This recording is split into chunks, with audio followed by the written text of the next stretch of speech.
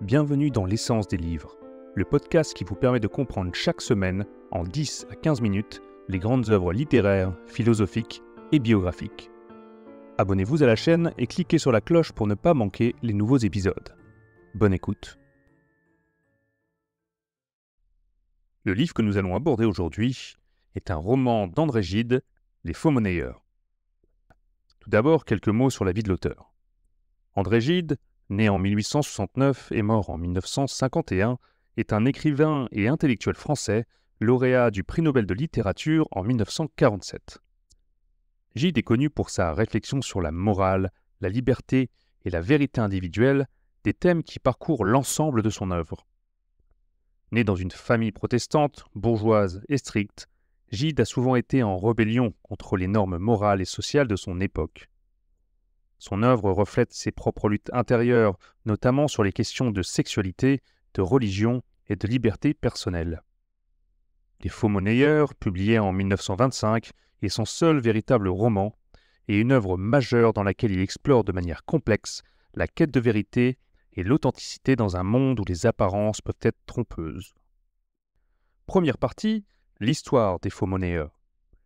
Les Faux-monnayeurs est un roman qui s'intéresse à la complexité des relations humaines et aux masques que les individus portent pour cacher leur vraie nature. Il se déroule dans le Paris du début du XXe siècle et suit plusieurs intrigues entrecroisées, centrées autour de jeunes hommes et de leur passage à l'âge adulte. L'histoire principale se concentre sur Bernard Profitendieu, un adolescent qui découvre qu'il est un enfant illégitime. Révolté par cette révélation, il quitte le domicile familial et rejoint un groupe de jeunes amis, parmi lesquels Olivier Molinier, un autre lycéen en quête de sens. Autour de ces personnages gravite une série d'adultes aux intentions ambiguës, notamment Édouard, l'oncle d'Olivier, un écrivain qui observe la vie des autres et qui commence à écrire un roman intitulé « Les Faux-monnayeurs ». Le titre du roman renvoie à un réseau de fausses monnaies, auquel certains des jeunes hommes sont liés. Mais il est aussi une métaphore pour explorer les faux-semblants et l'hypocrisie morale des personnages. Le récit s'intéresse également aux relations amoureuses et aux trahisons, notamment celle d'Olivier avec Robert de Passavant, un homme plus âgé et manipulateur.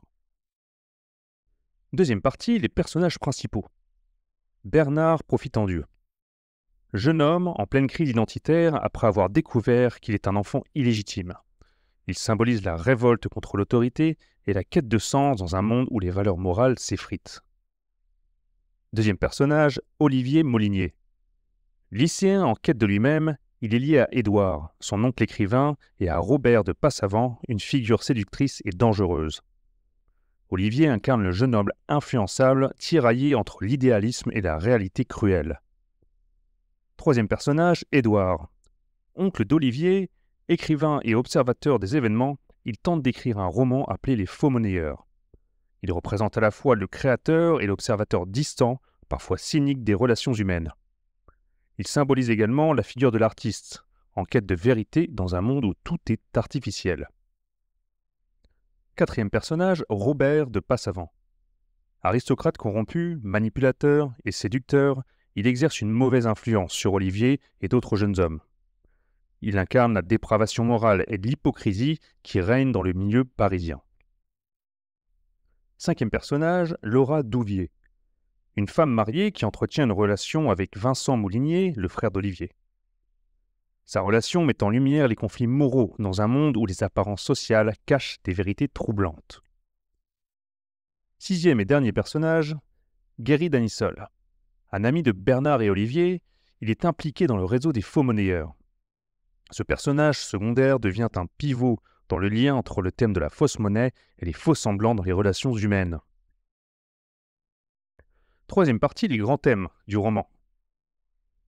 Le roman explore en profondeur la question de la vérité et de l'authenticité. Les personnages sont constamment en train de dissimuler leur véritable nature ou de se mentir à eux-mêmes. Le réseau de faux-monnayeurs devient une métaphore pour dénoncer les faux semblants dans les relations humaines, que ce soit dans l'amour, l'amitié ou les interactions sociales. Le livre met en scène des personnages jeunes, en pleine quête identitaire, qui se posent des questions sur leur place dans le monde et sur les valeurs qu'ils doivent suivre. Ce thème est particulièrement fort chez Bernard et Olivier, qui cherchent à se détacher des influences des adultes tout en essayant de construire leur propre morale. À travers le personnage de Robert de Passavant et le réseau de faux monnayeurs, Gide illustre la corruption morale qui traverse la société bourgeoise de l'époque. Ce n'est pas seulement la monnaie qui est fausse, mais également les relations humaines et les valeurs qui s'effondrent. Gide explore la question de la liberté. Comment être libre et authentique dans un monde plein de contraintes sociales et de faux-semblants. Il met en avant la difficulté pour les jeunes personnages de s'affranchir des normes établies et de créer leur propre système de valeurs. À travers le personnage d'Édouard, Gide interroge la fonction de l'écrivain et la manière dont la réalité et la fiction s'entrelacent. L'idée du roman dans le roman est une réflexion sur le processus créatif et sur la représentation de la vérité en littérature. Quatrième partie, les enseignements du roman. Premier point, le roman démontre que la société repose sur des illusions, des faux-semblants et des tromperies. Les relations humaines sont souvent marquées par la duplicité et il devient difficile de discerner la vérité dans un monde où chacun porte un masque. Deuxième enseignement, Gide nous enseigne qu'il n'y a pas de vérité absolue. Chaque personnage est à la recherche de sa propre vérité individuelle, mais cette quête est semée d'obstacles. Le roman illustre les tensions entre l'authenticité et l'hypocrisie, tout en laissant entendre que la vérité est subjective et liée à la manière dont on perçoit le monde. Troisième point, pour Gide, être libre, c'est parvenir à se détacher des attentes sociales et des normes imposées. Les personnages, notamment Bernard et Olivier, cherchent à s'émanciper des modèles moraux de leurs parents et de la société, mais leur chemin est semé de difficultés. Cinquième partie, le style d'écriture de Gide. Les Faux Monnayeurs est un roman polyphonique, c'est-à-dire qu'il donne la parole à plusieurs personnages, avec des points de vue multiples. Chaque personnage a une voix et une perspective distincte, créant un récit complexe et fragmenté. Le personnage d'Édouard, écrivain qui observe la vie des autres, incarne un certain distanciement narratif. Gide, à travers lui, réfléchit à la manière dont la réalité est perçue et transformée en fiction. Cela donne au lecteur un point de vue à la fois introspectif et métalittéraire, où le roman parle de la création littéraire elle-même. Deuxième point, la narration distanciée. Le personnage d'Édouard, écrivain qui observe la vie des autres, incarne un certain distanciement narratif. Gide, à travers lui, réfléchit à la manière dont la réalité est perçue et transformée en fiction. Cela donne au lecteur un point de vue à la fois introspectif et métalittéraire, où le roman parle de la création littéraire elle-même. Troisième point, le roman n'est pas linéaire. Les événements ne suivent pas une structure classique et sont racontés de manière décousue, avec des retours en arrière et des réflexions introspectives. Cela permet de refléter la complexité des relations humaines et de montrer que la vérité n'est jamais simple. Quatrième point, Gide a un style d'écriture clair, précis et souvent épuré. Mais il utilise cette simplicité pour aborder des termes profonds et complexes. Il n'hésite pas à introduire des réflexions philosophiques à travers les dialogues et les pensées des personnages, tout en conservant une fluidité narrative.